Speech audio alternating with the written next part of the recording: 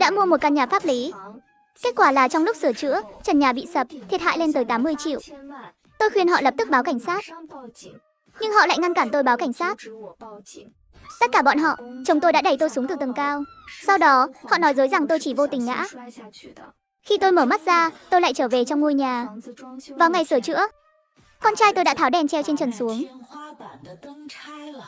và thay nó bằng một cái đèn cao cấp hơn. Khi nghe thấy tiếng mẹ chồng tôi cao giọng, tôi bất chợt tỉnh lại. Tôi ngồi trên ghế sofa, nhưng bỗng dưng ý thức trở lại. Nhìn thấy chồng tôi sắp chạm vào chiếc đèn treo, tôi đứng bật dậy. Tôi đột nhiên nhớ ra, công ty còn có việc cần tôi làm thêm giờ. Các bạn cứ từ từ làm đi. Tôi đi trước đây. Nói xong, tôi cố gắng giữ bình tĩnh, cầm túi lên, rồi rời khỏi căn nhà pháp lý này một cách thanh thoát. Trước khi đi, tôi còn cố tình nhìn vào vị trí của camera giám sát ở cửa, đảm bảo rằng camera giám sát đó sẽ quay rõ cảnh bọn họ nhận tiền. Chắc chắn là camera sẽ ghi lại toàn bộ, giúp tôi có bằng chứng để vạch trần chúng. Chuyện này thú vị quá. Tôi vội vã rời khỏi nơi này, tránh xa mọi chuyện rắc rối. Sau khi lên xe ở dưới lầu, tôi không vội đi ngay, mà là mở camera giám sát lên, xem lại tình hình trong nhà. Thông qua đoạn ghi hình 2 phút trước, tôi thấy khoảng 1 phút sau khi tôi rời đi, họ vẫn chưa kịp đóng cửa, và những bó tiền từ trên trần nhà rơi xuống. Tiền giấy bay tứ tung, đầy không khí. Tiền bay làm tôi đau quá. Lần này tôi không chứng kiến trực tiếp. Mẹ chồng ngồi ở vị trí tôi ngồi trong kiếp trước, và những bó tiền nặng trĩu hàng chục cân cùng trần nhà vỡ vụn đều rơi xuống người bà ấy. Mỗi lần đều đau thêm, càng lúc càng tồi tệ. Bà ấy đau đến mức nghiến răng. Và chồng tôi, Trừng Vĩ, và bố chồng tôi, Trừng Tiến, lúc này lại không quan tâm đến bà ấy. Họ chỉ lo tiền. Đây là bao nhiêu tiền vậy? Tôi cả đời chưa từng thấy nhiều tiền như vậy. Ôi, cửa vẫn chưa đóng. Tôi có vẻ đã thấy có hàng xóm đi qua cửa. Hy vọng là tôi nhìn nhầm. Vậy thì phải làm sao? Cả đống tiền này chắc không thể giao hết cho cảnh sát được. Ít nhất phải nói là vài chục triệu chứ. Kệ đi, thấy thì thấy. Chỉ cần chúng ta chuyển tiền đi nhanh chóng. Dù hàng xóm có biết đi nữa, cũng không có chứng cứ để buộc tội chúng ta giấu tiền không nên lấy. Nếu không tìm ra người đã làm thì tôi sẽ tự lo liệu, xử lý người đó. Đẩy họ xuống cầu thang, giả vờ bị trượt vỏ dưa. Có nhiều cách lắm để một người sống sót biến mất khỏi thế giới này. Không phải là không thể. Muốn giàu thì phải liều. Lần này chúng ta đúng là đang sống trong vận may. Vận may liên tục. Con trai, vợ cậu không có ở đây. Chuyện này cứ giấu nhẹm đi. Chỉ cần gia đình chúng ta biết thôi. Không để sau này phải chia cho một người ngoài. Nghe lời bố, tôi đâu có muốn chia cho cậu ta. Giờ tôi đã có tiền rồi. Con vợ nào mà không lấy được. Sau này tôi sẽ lạnh nhạt với cậu ta, ép buộc cậu ta rời khỏi nhà. Nếu cậu ta không chịu, chúng ta sẽ tạo ra một tai nạn để loại bỏ cậu ta. Cô nàng Bạch Nguyệt Quang của cậu, Lưu Như Yên. Cô ấy có dáng người rất đẹp, nhìn có vẻ là người có thể sinh con trai, rất tuyệt. Tôi cứ nghĩ mình đã rời khỏi hiện trường. Họ đã có 70 triệu, sẽ không còn động tay động chân với tôi nữa. Nhưng thực tế là tôi đã đánh giá quá thấp sự ác độc của gia đình họ. Vì họ quá vui vẻ, họ đã không để ý. Tôi ngồi ở sofa. Mẹ chồng tôi, Giang Thúy Lan, đã bị trần nhà đổ trúng người và bất tỉnh.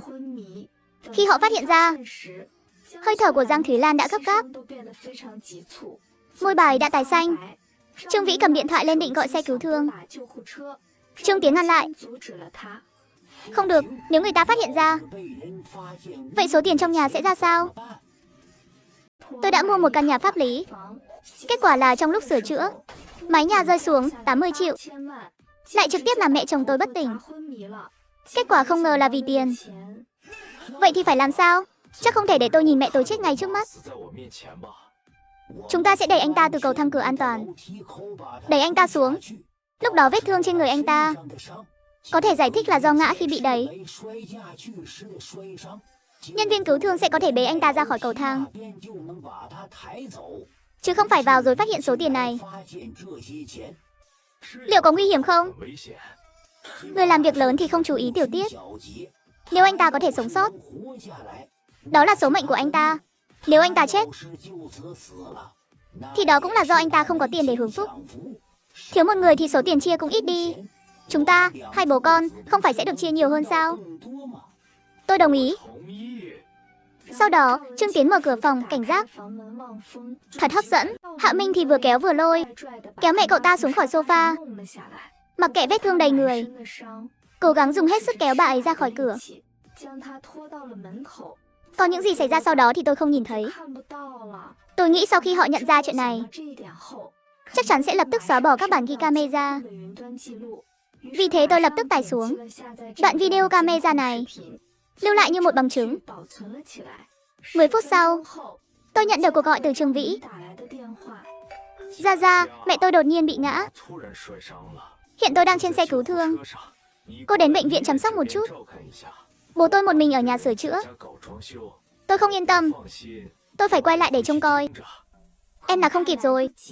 Xe tôi bị kẹt ở đường Hoài Hải. Đây là nơi tắc nghẽn nhất.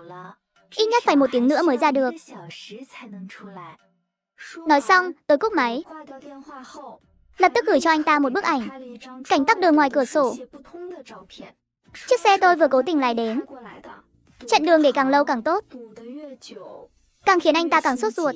1 giờ đã đủ để Trương Tiến làm rất nhiều chuyện. Cúp máy, tôi lại mở camera trong nhà. Đây là lúc Trương Tiến thấy con trai đi rồi. Ông ta đã lén giấu một phần tiền đi, sau đó cố tình làm cho tiền trở nên hỗn loạn hơn, làm cho trông có vẻ nhiều hơn, để chờ Trương Vĩ về chia phần. Nửa giờ sau, cuối cùng tôi vội vã đến bệnh viện với vẻ mặt đầy lo lắng. Lúc này, Trương Vĩ đã rất không kiên nhẫn.